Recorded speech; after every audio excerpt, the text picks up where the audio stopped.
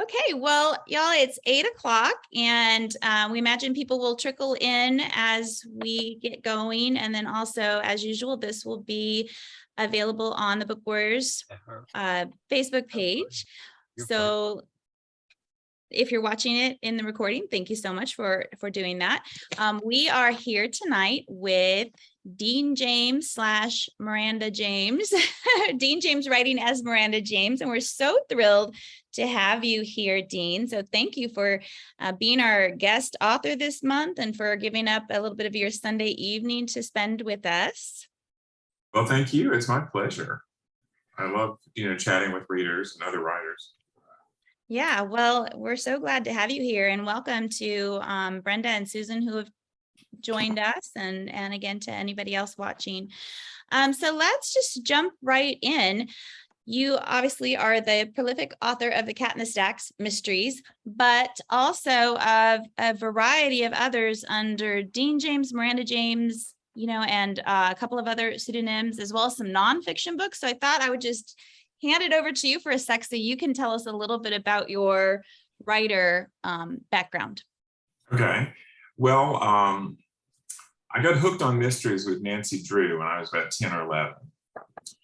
I read The Secret of Shadow Ranch and I was hooked.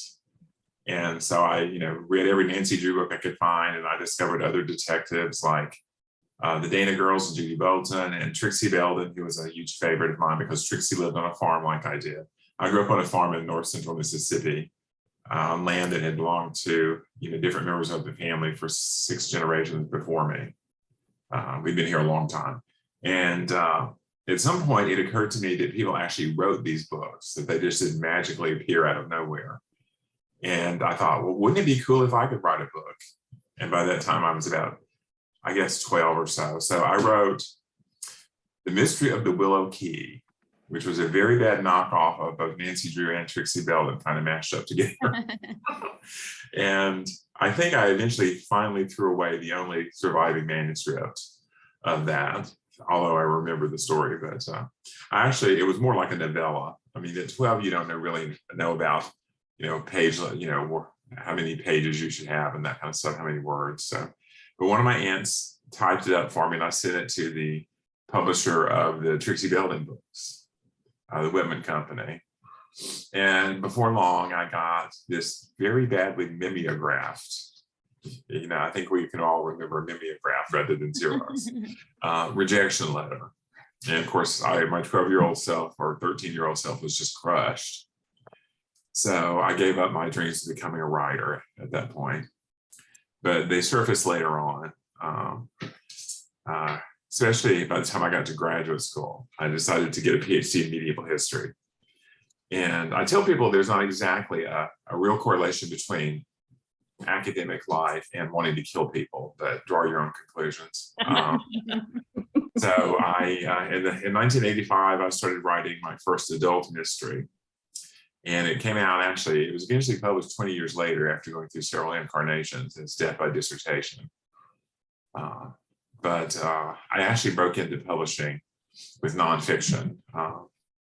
I graduated from grad school in 1986, and there were about 300 applicants for the 3 or 4 jobs available that year in my specialty, which was medieval England. So I ended up going to work in a medical library. And it basically became my career for most of my professional life. Although I had also started while in grad school and working at Murder by the Book in Houston, which Melissa knows. And I worked there.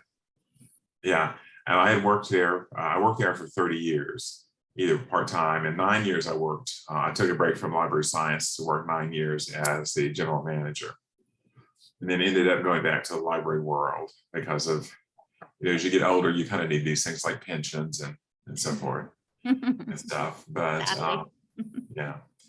And but while I was at the bookstore, working at the bookstore, I was able to make some good connections.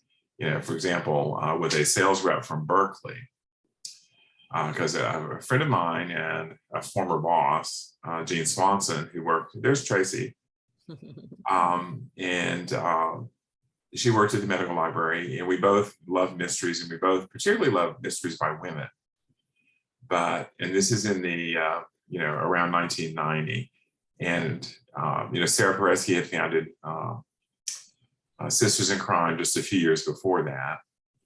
And, as I said, we both loved women mystery writers, and we knew as librarians that there was a big gap in the review coverage for women writers.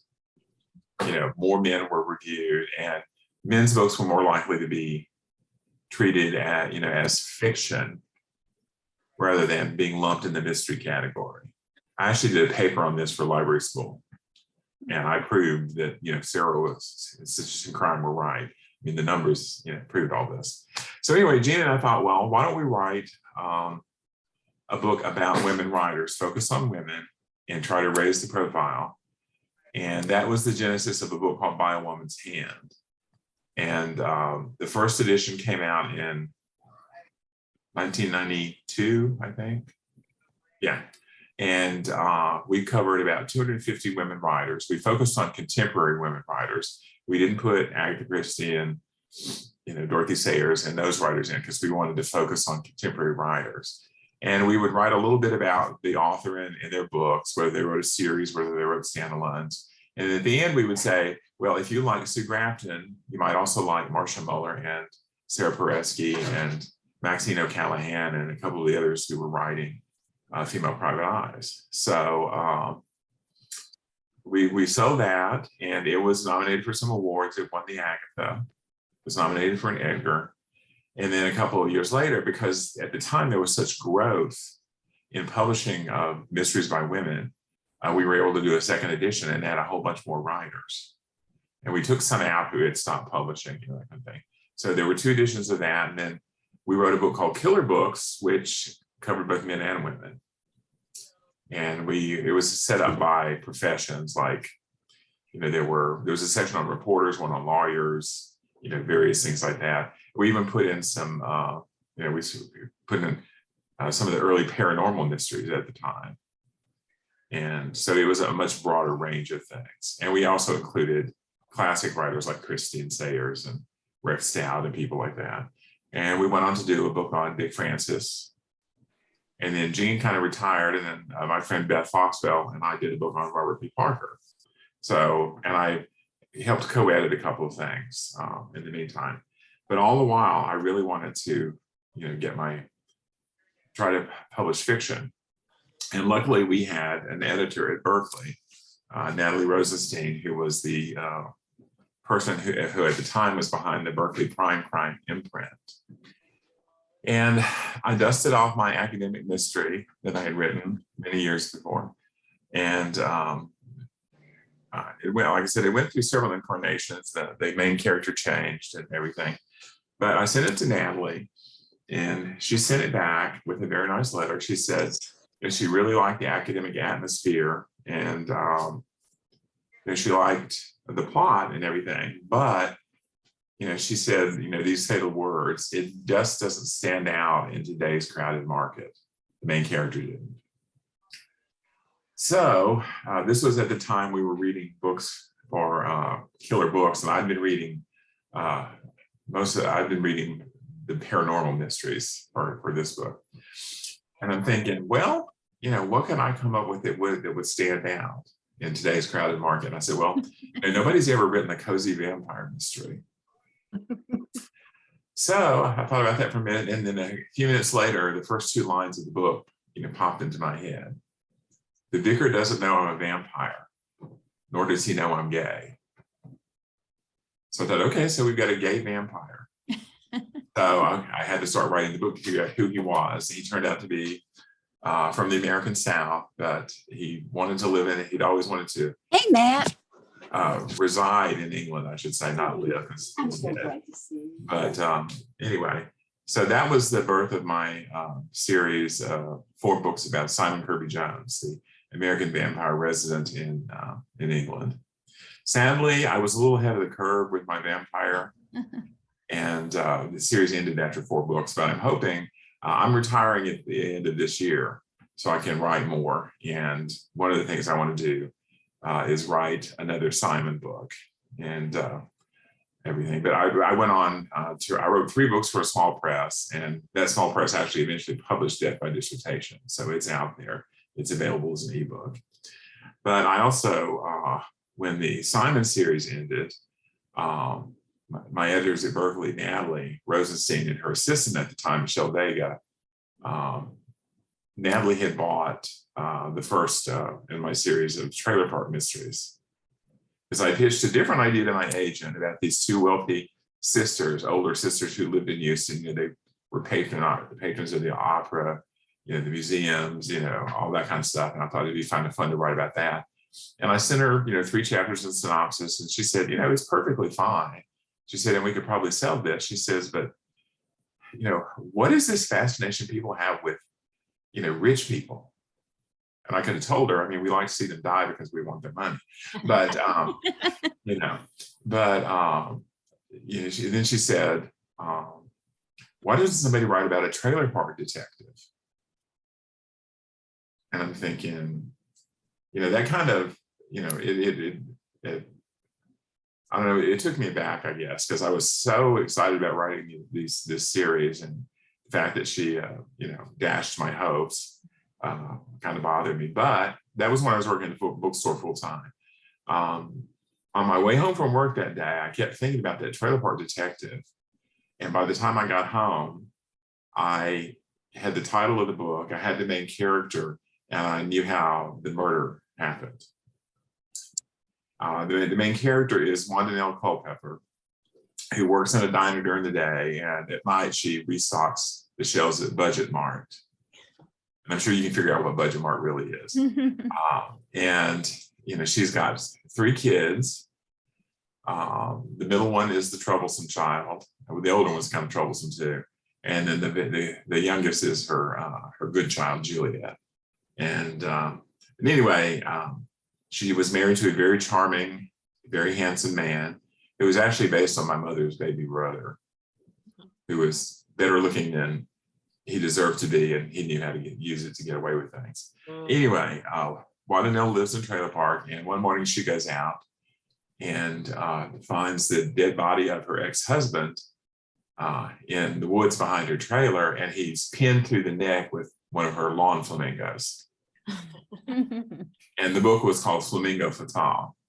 And I don't know if you've ever looked at those things, but those things, the legs that they have are very, very sharp to go into the ground. You could kill somebody that way, especially through the throat. So that was the first of that series, and there were 5 of those. And unfortunately, Wanda Nell didn't catch on enough. I always thought Reba McEntire would have made a great Wanda Nell. Oh, We yeah. could have gotten to her in time. You know, I love with Conchata Farrell playing her best friend Irene, but never happened. But anyway, Natalie was my editor on the first 2 books, and her assistant Michelle Vega worked with her, you know, on those books. And then Michelle became an editor and basically inherited me from Natalie. And I had been with Michelle ever since. That was around 2006, 2007. So we've been together 15 years now. And I could not ask for a better editor.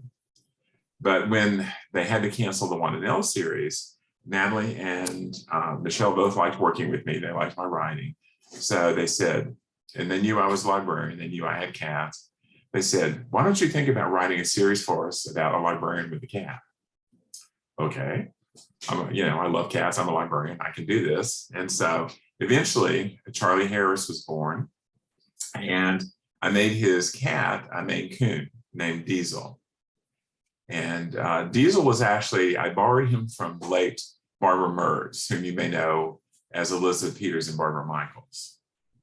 I was in her house one time with a friend, my friend Beth, and we're sitting there chatting with Barbara, and this huge animal walks in, which we thought, you know, Bobcat had somehow gotten in the house because Barbara lived out in the country. But no, this was the Diesel, her Maine Coon cat, who weighed 40 pounds. He was not overweight. He was a big kitty. If Barbara had ever bothered to contact the Guinness people, he probably would have been the world's biggest, you know, house cat. But he was a sweet, sweet kitty. You know, he took a shine to my friend Beth. He got up in her lap and wouldn't get out. So she's stuck there with 40 pounds of cat. This is Bert, by the way, one of my 4. Bert thinks he's my assistant sometimes. But anyway, in that series, I mean, it was, somehow the magic thing. The first book came out in 2010, and I started writing fiction seriously in 1985. So I tell people I was a 25-year overnight success. There you go. Because that first book made the New York Times extended bestseller list for mass market paperbacks. Wow. And when my agent called me, my editor called me to tell me this, I think all I could say for about 7 or 8 minutes was, oh my God. Because you think about this, but you just never believe it's going to happen. And so the first 5 books in the series, made the New York Times. The 5th one actually debuted at number 8. Wow. Yeah, so I cracked the top 10. And then because of the success, I decided to put them in hardcover. So that was the end of the New York Times for me. Because, they had to print a lot of books for it to make the New York Times in hardcover. Mm-hmm. But anyway, it helped launch the series. And the fact that the 2nd, 3rd, and 4th, and 5th ones, made the list tell me that it wasn't a fluke. Because the first one you're always could be a fluke. Can I ask you a question about that? Sure. So it's the Cat in the Stack series. Did you know from the get-go that Diesel was going to be such a huge part, that was how the series evolved and the name of the series evolved? Yeah, they specifically wanted, a cat to be involved. And as I created him in the first book, Charlie is a widower in the first book, and he lived in Houston for a long time. After going out there, he went to library school at University of North Texas, as I did, and got his master's degree there, and so did his wife. And when his wife dies, he moves back to his hometown in Mississippi, Athena. A little bit autobiographical. A little bit. And Athena is loosely based on Oxford, which is home to Ole Miss, the University of Mississippi. So, and he inherits a house from his late great aunt and Dottie. And he inherits money from her, and he's got a good pension from the city of Houston. So he doesn't really have to work, but he takes a part-time job at the college library, Athena College, and works with rare books and archives. And he volunteers at the public library because they really wanted that library angle. And I've gotten a little further away from that, as the series has progressed, but all the early books really have something to do with the library in some fashion. But the Diesel was intended to be a big part because, Charlie's a widower, his kids are grown, his daughter's out in California pursuing her dream, to be an actress. His son is a corporate lawyer in Houston. And so he's basically on his own. And when he moves back to Mississippi, he finds this cat.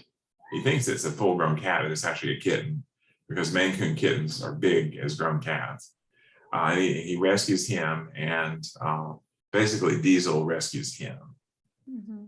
And Diesel becomes his constant companion. He goes everywhere with Charlie, except to the grocery store and to church, as I tell people. But Diesel became an integral part of the series, and people fell in love with him. And I get things from readers saying, I never knew about Maine Coons before, and now I've got to have one. And then I hear from people who've had Maine Coons, and they say, oh, thank you. I love Diesel. He reminds me so much of my, whatever the cat's name was, and things like that. So how'd you get the name Diesel? I stole it from Barbara Mertz's cat. Oh, okay. That was based on her cat, breed wise. Based on her cat. The minute I thought about writing a series with a cat, he just popped into my head for some reason, because he made such a big impression. I only ever saw him the one time, but he really made a big impression. Well, that's And Barbara, the perfect name for the purr that he makes, and that loud Diesel sound. That's the perfect name for him. Well, Oh, exactly. yeah. Exactly. Well, I gotta tell you, I crack up at how he's babysat. We have to find a babysitter before we go anywhere. It's kind of like he is his baby. Well, yeah, he is Charlie's baby. Before Charlie has grandchildren, he's like a child. But in later years, Barbara threatened to sue me, laughingly, not really.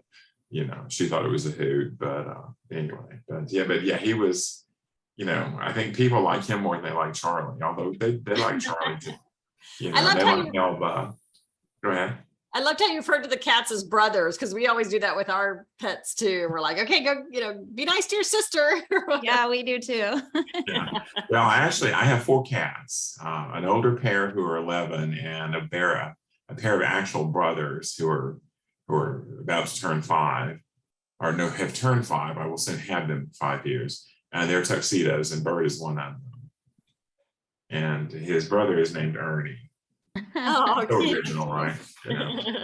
But I have 4 very distinct personalities in this house, and yes, they are siblings, whether they want to be or not. My one female is a calico named Pippa, who has not taken it even after 5 years. She's not very fond of Bert and Ernie, particularly Ernie, because he's the smallest of the cats, and he thinks he's the biggest. Mm. You know how that goes. Yeah, they can have our smallest, skinniest one rules the roost here. She's a little bit of a bully sometimes. She can be really sweet to us, but she likes to let everyone know that she thinks she's the top dog of the cats. Yeah, well, yeah, Pippa, she just, if one of them gets near her, she just get away from me. And of course, they want to chase her. So, it's never quite dull here. So you kind of answered part of my first question, but I just did want to comment too that, so this is book 14, is that correct, that we read? Yes, yeah. So even 14 books in, I really appreciated and liked how authentic the emotions were, and how loss and grief were still sort of, not heavy-handed and not overwhelming, but still a part of Charlie, especially, but then also Sean, and having lost their mother. And I just really liked how deftly you handle that throughout the series, and to have that happen in book 14, where I think a lot of authors might have just like, okay, we've moved on from that, right? But you have this real these emotions embedded into your characters. Well, thank you. And that means a lot coming from you. Thank you. I grew up an only child. My dad died when I was 30, and my mother died about 11 and a half years later. And though I've got, a bunch of cousins and, their kids and grandkids and stuff, you just never quite get over the loss of your parents. Right. And I think I carry that with me when I write. I've not been married, and so I've never lost a spouse or anything, but I think you carry that grief with you. We all have that shared experience. And I think that it arises in unexpected times, it just shows up. And I think that that's really authentic, the way that that's presented. Well, it was kind of close to the bone with this book in particular, because the house that Charlie inherits in What the Cat Dragged In is actually based on my great-grandfather James's house, which I remember somewhat dimly as a child. My great-grandfather died during World War II. So, I'm getting older, but I'm not quite that old. So, so I never knew him. And my grandfather's younger brother, I guess, inherited the house, and he lived there with his wife and his wife's mother. I mean, his sons were grown out of the house, that's when I knew him. But I remember going up there before my great uncle died. He died when I was about 8, I think. And so my memories are somewhat dim, but the layout of the house is kind of vaguely based on that. But, my grandparents' house is no longer, because I grew up on the hill just above where my grandparents lived, in the house, that they lived in. And so I had that very close relationship with my dad's parents. But my cousins who had inherited that house have sold it. They sold it before I started writing this book. And the house I grew up in, my parents moved away from there when I was in college, and, all of that's lost to me. Significant pieces of my childhood are lost to me. And so as I was writing the series of Charlie, the scenes with Charlie going to that house, I think I was channeling my own feelings about not being able to go back, because the house I grew up in basically was destroyed by a fire. And it was built specifically for my family. And we moved in when I was like 18 months old, so I think, those kinds of things, are where this springs from. And yeah, you're drawing from something so personal. Yeah, that's probably how the attention comes, because it's Right. very genuine. So in many ways, I mean, Charlie is the closest to me of any character I've ever created. I mean, there's some big differences. I mean, he's straight, he's been married, has kids, has grandchildren. I'm not, I'm gay, and so, there's some major differences. But, when I started the series in 2010, we were the same age. But I'm now 63, going on 63 and a half, and Charlie's only about 55. Funny how that happens, huh? Yeah, he ages about a year every 3 books or so, so he's on, but yeah, I mean, there's a lot of me in Charlie, and my attitude toward people. I've become both more cynical in some ways as I've aged, but also more forgiving and more understanding than I was, when I was in my 20s. I can relate to that. Yeah, because, you learn, I mean, especially if you're a writer, you learn to understand sometimes what may be behind somebody's attitude or their behavior or something. And, we writers, we like to sit in the corner and see what's going on and see if we can figure out, okay, what motivates, so-and-so. And I think some of us tend to become amateur psychologists, and stuff. And Or so, professional. Yeah, motive is always interesting. Yeah. Yeah. So, I think that's where a lot of it comes from. And these people are very real to me. And so what happens to them matters. Yeah. So I'm curious, this was a question I hadn't put in our official list, but since you did the book on women writers and recognized that they weren't getting, their fair share of attention, things like that, why did you choose to write under a woman's name? Well, that was a marketing thing. Okay. 2 things. I mean, one thing, if you go to Google right now and put in Dean James and hit the enter key, what are you going to get? Lots of stuff about a movie star who died before I was born. Yeah. I mean, all my life, throughout grammar school and into high school, first day of class, James Dean. When they call him, no, I'm Dean James, because I've always gone by my middle name, Dean. And so I discovered with, the first 3 books from that small press, and then the 4 books from Kensington, the vampire books, that it was hard for people to find me, if they even remembered my name, So when I went to Berkeley with the Trailer Park series, they, the 12-year-olds who run the marketing department in New York publishing, they're all like fresh out of Columbia with, whatever. And, but they think that most of my readers are women, and women, shall we say, of a certain age, over 30, who prefer books they think are written by women.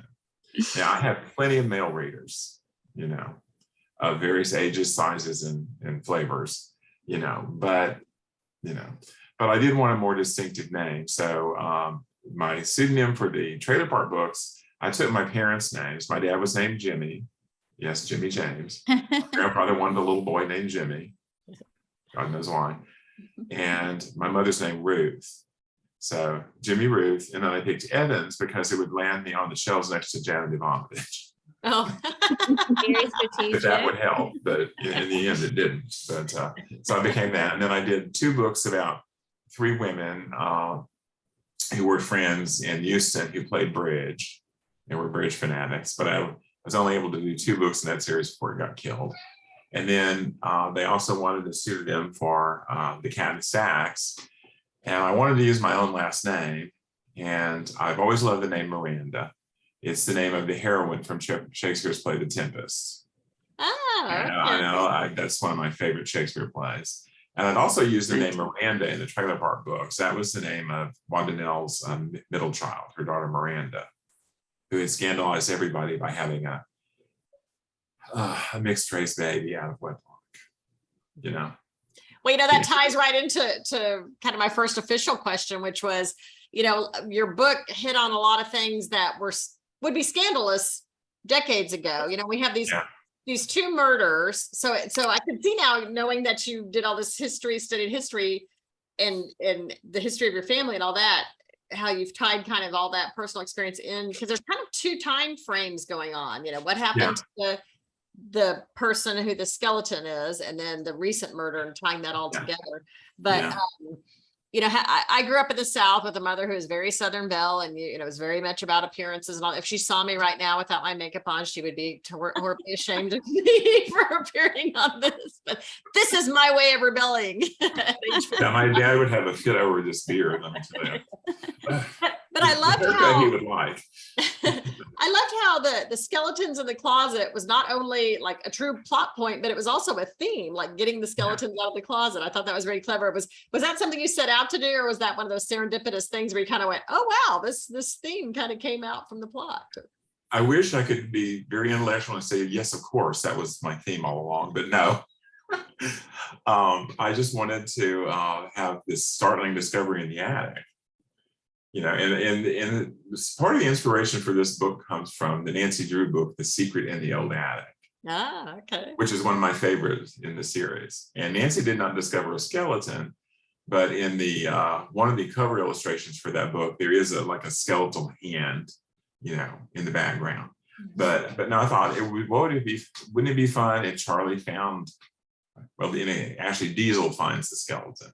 But a skeleton pops up in this book right at the very beginning. And Charlie's wondering, well, oh my God, was my grandfather a murderer, or was it the guy who took the house when my grandfather died? So there was that. But it took me a while to realize it. But with almost all my mysteries, they're about family. And the secrets that families have sometimes, and the scandals, and the bad people in the family, the good people, and what have you. And this was, of course, very particularly about Charlie's family, which I hadn't really explored, because in the beginning I made Charlie an only child and his wife an only child, which looking back is probably a mistake. But I found little ways around that. But there still may be a hitherto undisclosed relative somewhere lurking in the background. I don't know. But I really wanted to look more into Charlie's past. And again, this was inspired somewhat by my own family.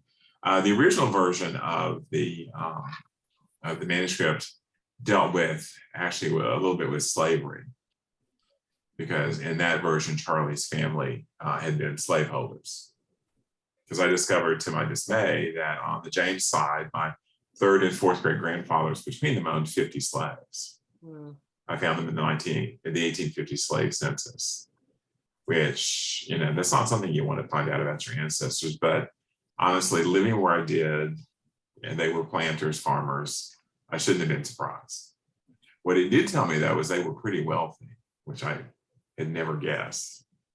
Because if you owned 50 slaves in 1850, they were worth a lot of money, sad to say.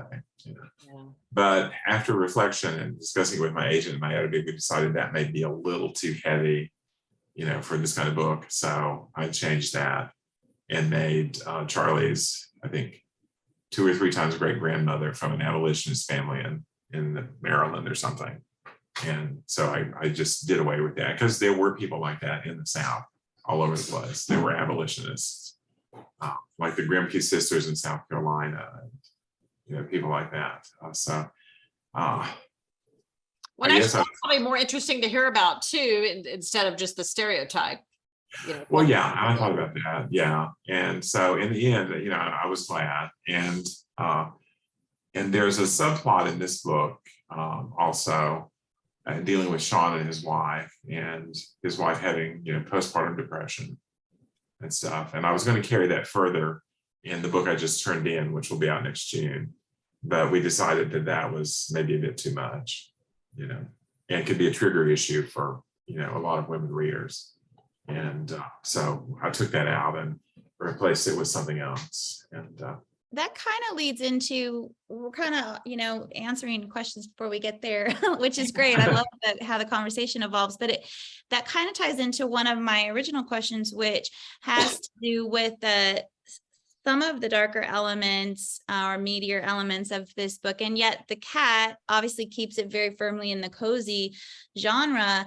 but how do you, I guess, do you tend to want to write a little bit meatier and have those more complex elements and themes, and you rein yourself in because we are in the cozy genre, or do you have some leeway? A little bit. I mean, it's only the past 2 books where Michelle has said, "Hey, I think we need to step back from this," because at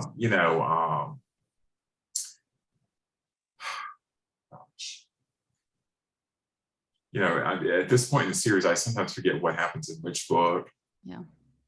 But I think it's Six Cats Slaying where Charlie has the new neighbor across the street who sets her designs on him. And there's at the heart of that, I'm not want to give anything away if you haven't read it, but there's a very dark thing at the heart of that one. And it was something I felt important, to include. And the fact that Charlie has, a committed gay couple living in his house as boarders, that to some people, that gets just a big red flag. And I got a really nasty shock one day on Facebook about some woman who was posting on her Facebook page, don't read these books because he actually has gay men living in his house. And it's like, come on, get over it. But a friend of mine reported her for hate speech. So, anyway, and I blocked her. So, but most of my readers, are very open-minded, and they love Stuart in particular, because he's that typical, bitchy gay. And I love writing dialogue between him and Charlie, and he's become sort of like Charlie's little brother, best friend kind of thing. But, so there are elements that are there. And I used to love really dark stuff. I mean, Ruth Rendell is one of my favorites. I still have a lot of her books to read, but nobody did it better than she did, from the psychological, point of view. And I don't read stuff that's very violent at all anymore. I love James Lee Burke. He's an amazing writer. And I love the books of his I read, but I can't do the violence anymore. There's just too much going on around us right now. I don't even watch the news anymore. But yeah, I would like sometimes to tackle some of those books, but this is really not the medium for that. Yeah, and I get that, and I agree somewhat, only because I personally, like, nothing really resonates with me on a book that doesn't have any sort of, I don't know, depth or meatiness to it. Like, I really love those elements, even within the cozy genre. I think there's a big spectrum of what you can get. And I love what you do and having it skew on that, side that has a little bit heavier themes, or, just real life stuff that helps us process. So I love that. Oh, yeah. Well, thank you. Yeah. You can't avoid the messiness. Right. And if you do, you're sanitizing everything. Mm-hmm. And the book I just turned in, I still got 3 or 4 tiny little edits to make. It's called Hiss Me Deadly. And it involves the best titles, I will say that. You have the best titles. Well, the last couple I've come up with, some of the marketing people came up with, didn't necessarily, I think Careless Whiskers is probably my all-time favorite. Oh, thank you. Well, that was my title. The last few have been mine. One of my favorites is The Pawful Truth, because one of my all-time favorite movies is The Awful Truth with Cary Grant and Irene Dunn. And that was a twist on that. And actually, the plot was inspired by that movie. And the character names, nobody has yet to figure this out, that some of the character names are sort of mixtures of the actors' real names and their character names. Oh, that's clever. It's my little private joke, but fun to do stuff like that. Little Easter eggs. Yeah. But I had come up with a different title, but Rita Mae Brown beat me to the punch. What was it? Oh, Hiss and Tell, I think. Okay. So I did Hiss Me Deadly instead, but which good. is sort of, a riff on the Mickey Spillane title, Kiss Me Deadly, which I take. There was one big problem I had with the story was when he said he could take or leave butter beans. Because immediately, I don't know if you're a fan of the B-52s, but I immediately thought of their song Butter Beans. I don't know if anyone's familiar with Oh, I that. don't know that song, no. But it goes, Gramps and Granny, kids in their teens, everybody loves butter beans. Well, I did not love them Everybody loves growing butter up, beans. but I like them now, you know, but yeah, I gave Charlie some of my foibles, you know, but anyway. My grandma I used think to I make wandered those from and the- put them over biscuit or cornbread. You'd have Yeah. cornbread. That was always so good. Oh, yeah. Well, and I sort of, you know, Azavia's cooking is sort of, you know, what my mother used to cook. And so I sort of tease myself with what Charlie gets to eat because there's nobody cooking that for me and I can't cook it for myself. Yeah, nobody can do it quite like the grandmothers did and the mothers and all that. Oh, yeah. So I thought it was interesting that you left, you know, some things kind of open-ended at the end. Like I listened to it on audio, and unless I missed a part, we never found out how Maudie lost her hands and her feet. Is Yeah. that- so Yeah. so I'm thinking in my mind, how could that happen to somebody? And I'm thinking of like Willy Wonka and the Chocolate Factory when they're getting sucked up in that fan. And I thought maybe she was like trying to stop. No, it was like of course it's been 2 years since I wrote that book. I think it was a railroad accident or something like that. you know, Okay. You know, because I read about that happening to somebody, and so I used that. You know. Okay. I could see how that could happen. Yeah, I was curious about that. And I was thinking like Renaissance Fair, somebody throwing knives and they sneezed. Well, no, this would have been before Renaissance fairs. Now I try to be, you know, really careful, and you know, Michelle's very good about catching things if I leave loose ends. And I don't know about the experiences of other writers, but I have line editors who are incredibly obsessive about things. You know, so they check the timeline. You know, they check the logic. Well, on page so and so, Charlie said this, but now he's saying that. You know, which is right, which I love because you know, you can't keep track of everything. At least I can't. Well, You know, sometimes we change our minds as we're writing it and we forget that we've already committed to one thing. Like Well, exactly.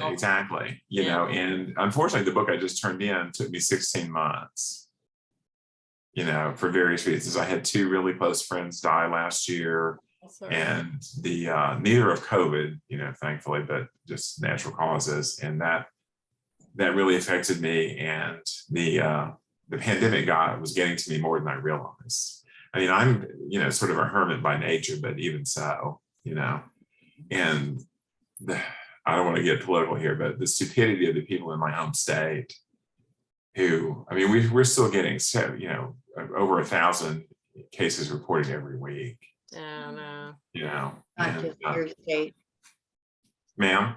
It's not just your state. Oh, I know. I see it everywhere, you know, it's particularly in the South, but you know, it just got frustrating. I know I've been very careful. I mean, I go out to eat and do stuff like that. And of course I go shopping, but I still wear a mask. And sometimes I'm the only one I see wearing a mask. And I get funny looks, but it's like, I don't care, you know, and I'm boosted and all that kind of good stuff. But I still wear mine quite a bit too, because you know, even if I don't think I'm going to die of it, because I have had all the shots, I can't afford to lose 2 weeks of work. no, exactly. You know, but you know, I found I couldn't concentrate, you know, and I just didn't feel creative, you know, because I would think about the book and I think, okay, well, I'm going to do this, I'm going to do that, but I just couldn't motivate myself to kind of sit at the computer. And luckily, you know, my Berkeley, you know, was very understanding. Michelle's very understanding. Of course, it coincided with this whole issue of supply chain issue with paper. So they were having to push things back anyway. So, you know, confluence of circumstances. But eventually, as I was finishing up this book, I felt I'd got my mojo back. And so We're glad. yeah, well, thank you. And I'm getting ready to start, you know, the next book, which is, I hope, going to be called Requiem for a Mouse. You know, so we shall see. Michelle loved the title, my agent loved it. So we shall see. And I haven't heard that the marketing people didn't like it. So I think we're good to go. So that leads me to another question. How do you keep it fresh after 14, 15, 16 books? Well, hey, I'm pleased that you think I do. You know, But like I said, these people are real to me, and I'm sort of invested in their lives and knowing what's going on with them and things. But in some ways, I think I try to approach each book as if it's the first one about these characters I've written in some ways, if that makes any sense, even though they've got backstories. Do you have an overarching character arc for Charlie or for any of the characters where ultimately whenever the series might end, where you want them to end up? Kinda, I mean, we'll see. I mean, there's a major development in the book I just turned in, which will make people happy. Because I keep getting bugged by people who want to know about Charlie and Helen Louise. But I mean, they do know that in the book before this one, he finally asked her to marry him, and she said yes. The big thing is them deciding where they're going to live and get married, and when they're going to get married. So, but yeah, I mean, I know how I'd like to see them, end up. It just depends on, the readers and whatever I've got. The book I just turned in was number 15, and I've got 2 more under contract, and we'll see after that. So. Well, it's hard to know sometimes if you don't know how long a series is going to run, how to pace those things. Yeah. I mean, I knew when I was writing the 4th vampire book that I wasn't going to get a new contract, so I kind of left the characters in a place, where they'd be okay. But now that I'm going to be able to write full time, I can bring back those characters, also bring back the trailer park characters. And also, I did 4 books sort of as a spinoff of the Cat and the Sack series with the Ducote sisters, the sisters who first appeared in the 4th book. One of them's 80 and the other one's 84. And, I always, Miss Marple is one of my very favorite characters ever, because she's lethal. I mean, there's nothing she hasn't seen in that village that doesn't apply to the wider world. And I know growing up, I had steel magnolias all around me. My grandmothers, my great aunts, my grandfather had 3 sisters. And sometimes at family reunions, I was a small child, and I'd be sitting over in the corner where all the great aunts and my grandmother and her sister were all in a room talking and shredding people's reputations, or telling gossip about people in the community. Did you hear that what Miss Monty did? I mean, that kind of thing. And it mostly went over my head, but I just remember how strong those women were, and everything. And they all had such individual personalities. They weren't just little old ladies who would sit in the back and be quiet. I got to tell you, you have them nailed. I spent my formative growing up years in Columbus, Mississippi, and I was a news reporter who was not in the social set, but peripheral to them and had access to them. And you have them pitch perfect. Oh, thank you. Well, they're actually based on 2 real sisters who are much younger and both married with children. And one of them has 2 grandchildren now. And I sort of borrowed their personalities and their relationship from Miss Angela and Miss Dixie. But the rest of it comes from my great aunts and my grandmothers, in particular. But thank you so much. Brenda, are you still in Mississippi now? No, I actually right now you're in a campground in Georgia, in central Georgia. You're in my RV, but we're in Florida now. We have retired in that area. Maybe traveling around in an RV sounds like fun. Yeah, well, it's been interesting. Yeah. I don't think that sounds very fun. Well, COVID did a lot of that stuff, but we decided we wanted to travel, and we just didn't feel safe going any other way. Plus we had dogs, and what are we going to do? Farm them. So, here we are in our little room. So Dean, you're a librarian at a medical center. So I'm trying to wrap my head around that. Can you kind of explain what you mentioned you're going to retire at the end of the year, but what that involves? Well, yeah, I am at my current job. I'm the person who's in charge of all the electronic and print resources. So for doctors? For doctors? Well, it's for everybody, because the University of Mississippi Medical Center has the only medical school in the state. Okay. We also have the only dental school. The only school of health-related professions, although there are, some programs in some of the junior colleges and other places, community colleges, excuse me, and things. And there are various nursing programs around the state, but we also have a school of population health, which is public health plus preventive medicine mixed in. We share a school of pharmacy with Ole Miss. Ole Miss is the parent organization, although we're separate. And the library provides resources for the faculty, staff, and students of all these schools. And we have a clinical, there's the hospital, which is made up of several parts, like a children's hospital, women's hospital, an acute care hospital, and the regular hospital. And we've got clinics in other parts of the state and everything. But I'm in charge of making sure that we get licensed things and keep track of what's going on, and whether when somebody says I can't get to so-and-so journal, what's going on, then I have to investigate and find out, see if I can figure out the problem and stuff. Because most people, particularly busy students, don't come into the library as much as they used to. We still get a fair amount of traffic, but the professors, the doctors, they don't have time to walk over to the library, so they can, pick up their phone and read an article, or sit in their office on their desktop and read and do research and stuff, or go out on the lake if they've got a good enough Wi-Fi connection and sit out the lake and fish and do research, that kind of stuff. But it's my job to make sure all that continues to function properly. And I also work with my boss to make sure that we don't overspend the budget. Okay. So have you inadvertently learned a lot about medicine doing this, or not? Oh yeah. I mean, I started out in 1986 as a copy cataloger, cataloging medical and nursing books. So I picked up a lot of lingo. That's when I first learned what a neoplasm was.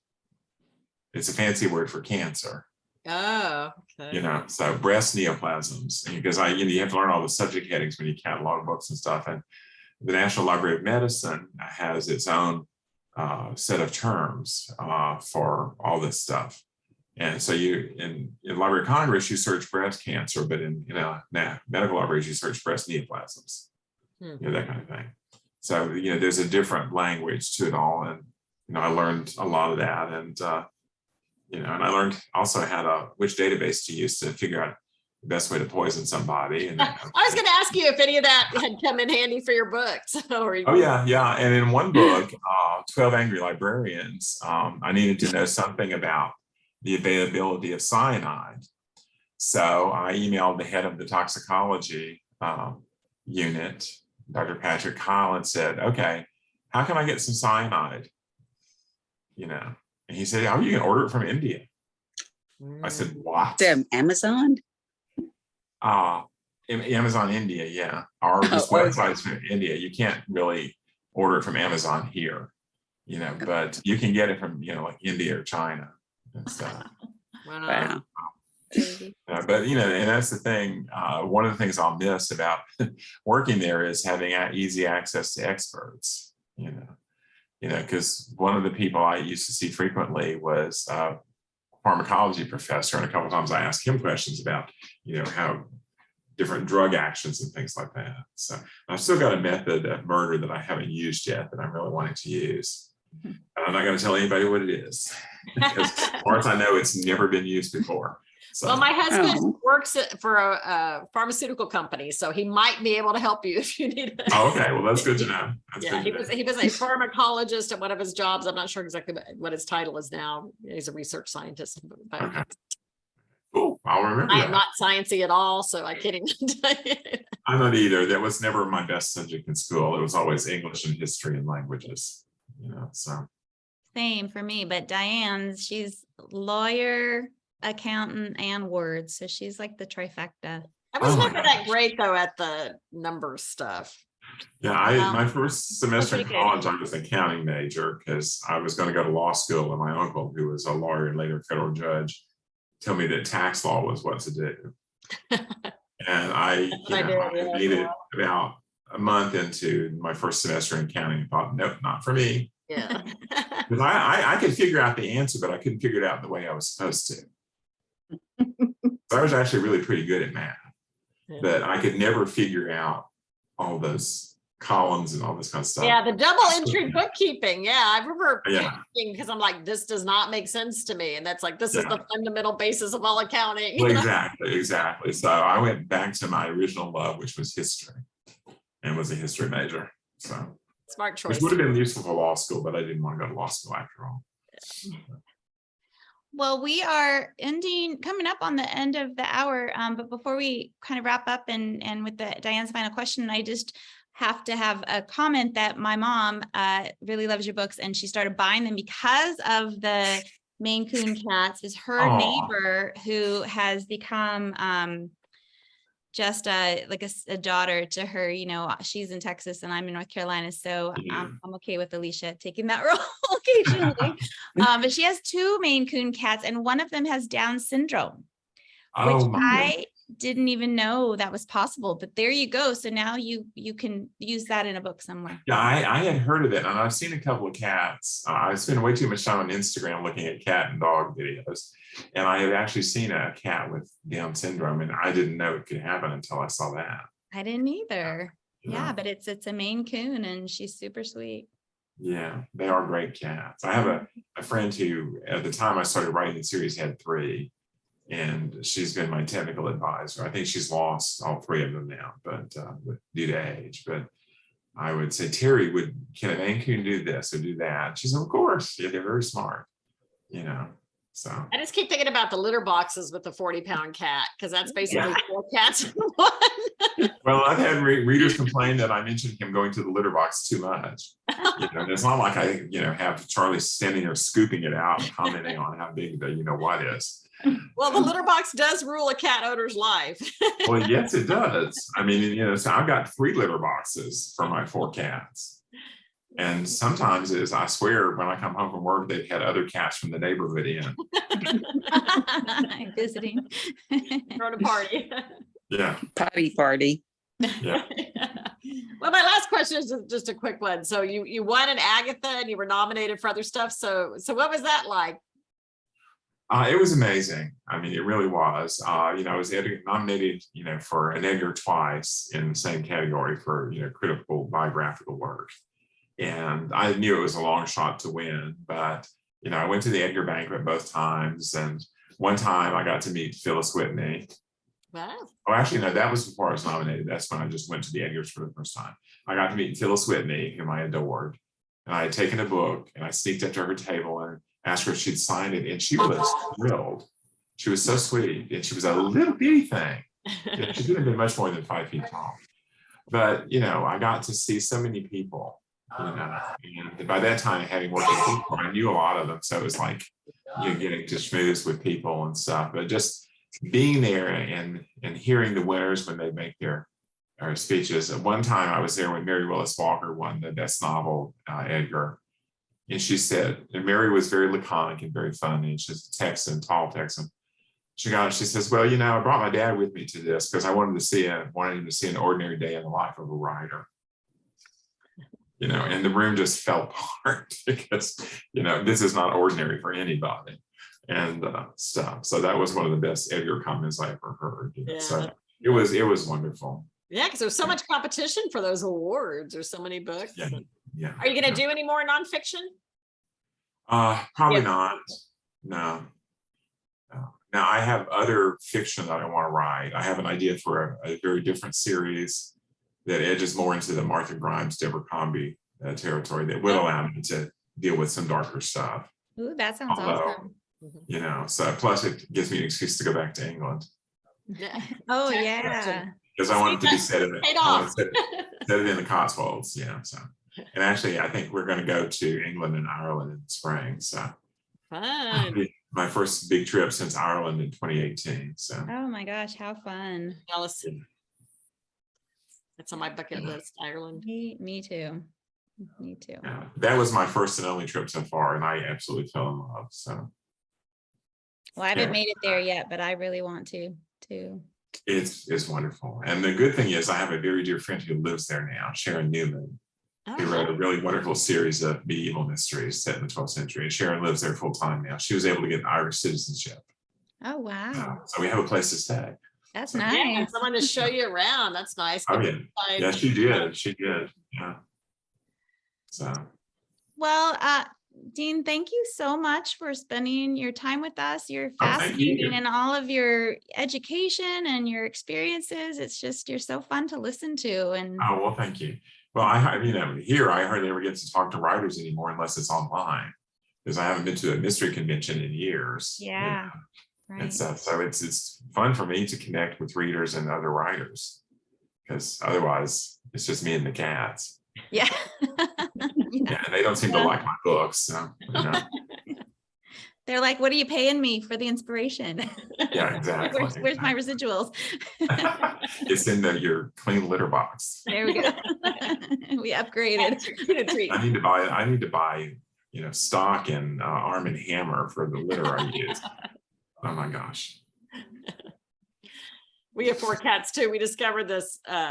It's in a red bag and it's called the world's best litter or something. They have it at Walmart, and that seems to work pretty well for us. My mom got these litter boxes that are high tech. They like go slide back and forth or something. I don't even know. They're like trays. So friends of mine have one of those. It looks like kind of like an old hair dryer thing. Yeah, we had one of those. We don't have cats anymore, but we had one of those, the litter robot. Yeah. The cat gets in it and does his or her thing, and then they get out, and then it revolves and sifts the litter and stuff. And that thing was great. Yeah, I think I'd probably have to have 3 of them though, so I'm not sure I want to invest in that much. I bet that would scare my cat so much they would never go back in it. Well, this one, Bird, who is perched on the back of my chair, he is terrified of everything. So the other 3 would probably be okay, but I'd never get him to use it, I don't think. Yeah. He's scared of everything. So. Well, thank you again, and everyone that is here. Thank you for giving up some of your Sunday night to us. And if you're watching this on replay, thank you for joining in. And Dean, again, it's been so much fun having you and talking with you and reading your books, and best of luck with the next installment. Well, I got to catch up with Winnie Archer and Diane Kelly. So yeah. There's too many books and not enough time, right? Yeah. Write or read, which should I do? I don't know. So, when I retire, I'm going to be able to read a lot more. That'll be nice. Right. Yeah. Yes. Well, everybody have a great week. Yep. Take care. Happy November. Thank you. Happy November. Yeah. Good night, everyone. No. Bye-bye.